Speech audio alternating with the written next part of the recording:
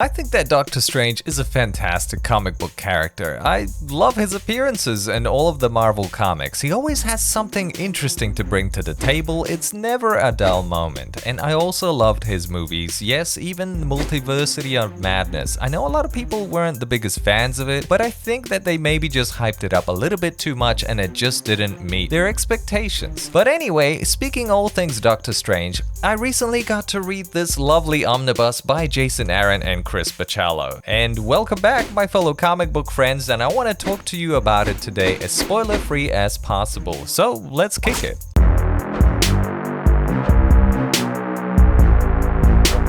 Alright, so what do you get in this collected edition of Doctor Strange? Well, you get 21 issues, that being of the story, issue 1 through to 20 of the 2015 run, and you also get an annual, the 2016 one. Now, just so you know, this isn't the entire run of the 2015 because I think it goes through to issue 37, but that's because of some of the other writers take it over after Jason Aaron, with one of them being Donny Cates. But don't worry, the story as a whole is very cohesive and it doesn't leave any loose ends, and it ties it all up very nicely, so you do get the full experience in here. So to give you a bit of a premise on the story, Doctor Strange does what he does best. He plays around as Sorcerer Supreme and he gives us this wonderful introduction about the world of the ether, I think it is. It's this magical, mystical world that normal human beings like us cannot see. And essentially he can literally see magic and everything that is made up of magic, all these like weird and wonderful creatures that just kind of float around in the world like bacteria. Doctor Strange notices that one of these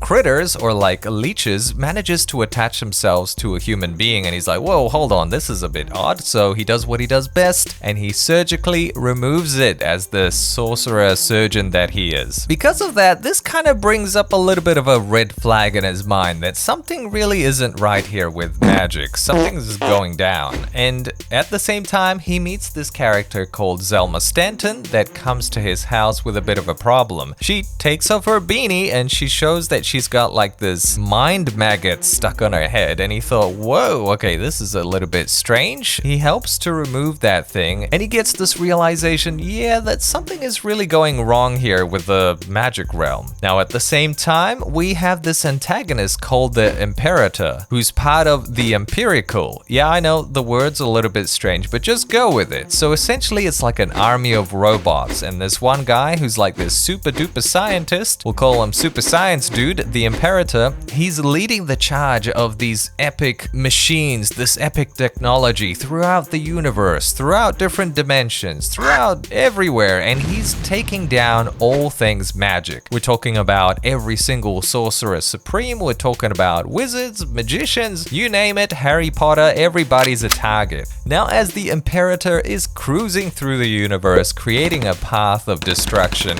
Doctor Strange realizes more and more that something is going wrong here, and I'm just gonna leave you there with the story. I want you to discover it for yourself. So this, I think, is kind of the biggest arc that involves the Empirical and the Imperator, but there's obviously a whole bunch of other antagonists and guest characters that show up in the comic series as well. I do recommend you give this a shot because it's a fun little read. It's a little bit of a shame that this run was cut so short. For whatever reason, Jason Aaron probably had to jump on board other projects, and I do kind of wish we had the entirety of this series on here, but you know what Marvel Comics does, what Marvel Comic wants, and that seems to be this creator-centric published comics. So it's a bit of a shame because I don't know how to collect the rest of this run unless it's in single issues or maybe trying to find some of those old trade paperbacks. Now the art, the star of the show, right? Well, half of the star of the show is Chris Bachalo. His artwork is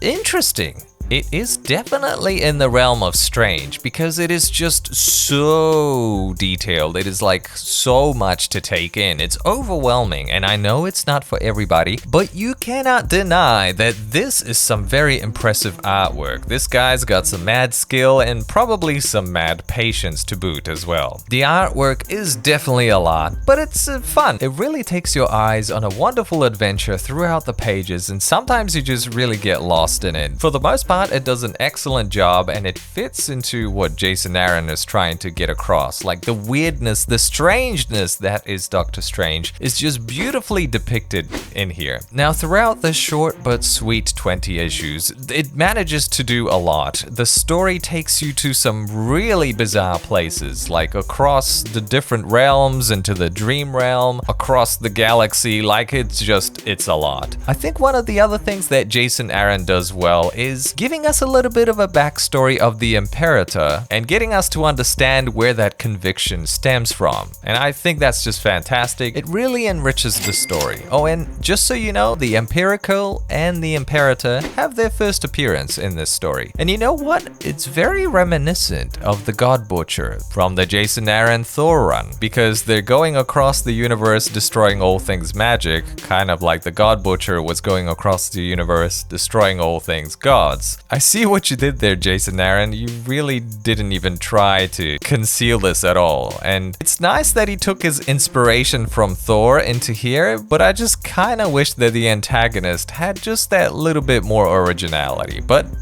that's fine.